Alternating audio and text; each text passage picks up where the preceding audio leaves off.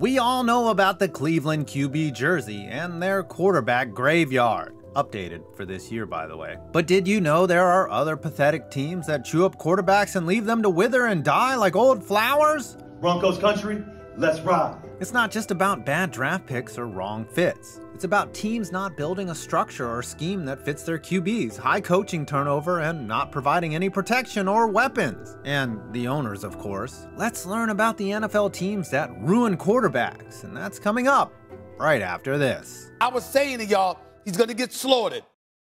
Unexpected expenses happen. Medical bills, car repairs, we've all been there. But what if I told you there was a way to get the cash you need instantly and interest-free? Dave is a banking app that can help you get up to $500 instantly with extra cash. Like I said, there is no interest and even better, no credit check. So if you're in a pinch and need some extra help, download Dave and think of it as a helping hand from future you. Download the app today at dave.com/5points. That's dave.com/5points. You can sign up for an extra cash account and get up to $500 instantly. For terms and conditions, go to dave.com/legal. Instant transfer fees apply. Banking provided by Evolve. Member FDIC. Future you will thank you. Dave.com. The Washington Commanders. It's fitting that the Washington Commanders wouldn't be able to find consistent leadership from the QB position since their owner is also a piss-poor leader. They haven't had a QB start in 4 consecutive seasons since Mark Rippon in the late 80s/early 90s. But things got markedly worse when Dan Snyder bought the team in 1999. Since then, their main problem has been quick-fix solutions to the QB position rather than being patient and waiting for talent to develop.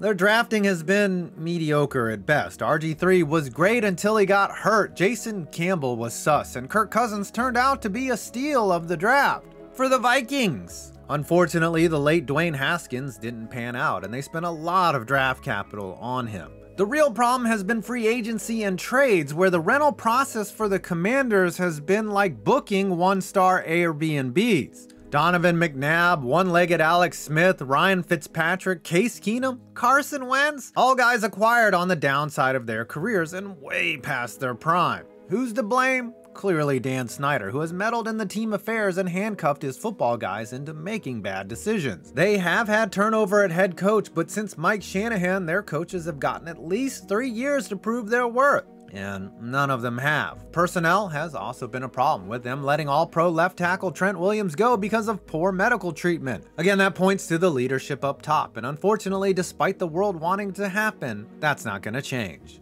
The Houston Texans. This team kicked off their franchise by ruining their very first draft pick and have not stopped since. He was the starter for 7 years, but got hit so many times he was starting to think that the other team was his own. Since 2013, it's been a cacophony of some awful but familiar QB names. Ryan Fitzpatrick, Case Keenum, and they somehow gave Brock Osweiler a lot of money to have good hair and lose his job to Tom Savage. All seemed to be solved when the Texans did the right thing and drafted a QB with tremendous promise and athletic ability. His name, Deshaun Watson. People forget that Deshaun Watson wanted out of Houston before all of the allegations. In fact, he very publicly demanded a trade months before FITB-gate broke. So who is to blame? Well, hiring a preacher to run your football operations is a good place to look. Letting Bill O'Brien make personnel moves, like trading a top 3 receiver for a bag of peanuts, also a bad look. Prior to all this malarkey, the Texans actually had consistency with Rick Smith as their GM for 12 years. Really, if you want to pin the blame on anything, it's the fact that they are an expansion franchise that got off on the wrong foot and never started walking properly. But now to a team that doesn't have that excuse, the Chicago Bears.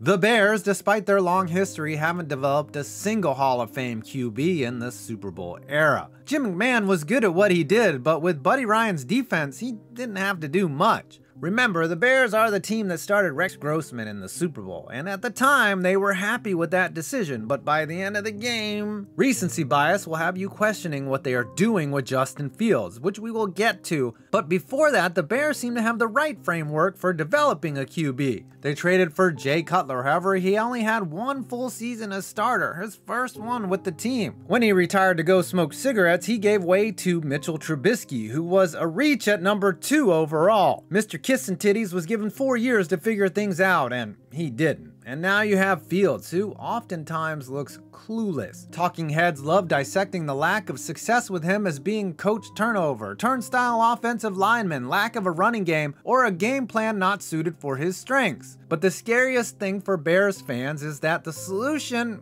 is also the problem. Consistency, as in too much of it. They are likely going to give Fields a full 4 to 5 year evaluation. If that doesn't pan out, the Bears will once again be on the 70-year journey for a franchise QB. But speaking of painful journeys, the Cleveland Browns. Yes, we have been over the Cleveland Browns jersey, so I'll be brief in this encapsulation of their QB woes. Probably the most fascinating things is how the Browns owners and management wake up every day knowing about their past failures, yet continue to add names to this jersey like it's a Family Guy running joke. Hey, is your refrigerator running? Yes, it is. Are your doors unlocked? What? Why? Of course, their solution to all of this was to sign and trade for Deshaun Watson, who is still serving his suspension. Who's to blame? Everyone, but pretty much Jimmy Haslam, who has brought nothing but tears to Cleveland since their re-expansion. High turnover, impatience, poor talent evaluation, bad signings, you name it. But this next team shouldn't have all those excuses. The Denver Broncos. Broncos country. Let's hide. This is a team that has churned through QBs like Taylor Swift through boyfriends. But what's really interesting is the last 6 years in Denver. Sure, you can look like a genius when you sign Peyton Manning, but what's occurred since the sheriff retired can best be described as a tire fire. Yeah, it'll burn out in an hour or so. First, let's start with the drafting, which has been awful. Osweiler, Lynch, Drew Lock, and Trevor Siemian. But equally bad have been the free agents, Keenum, Bridgewater, Flacco, and now they have Russ Wilson. Optically, not a bad move, but they gave up a bunch for him and then absolutely whiffed on their head coach. What looked initially like a Peyton-esque acquisition has turned into a bad dream for the Broncos, replete with recurring corny jokes and being memed to death like a cringy subreddit. Who's to blame?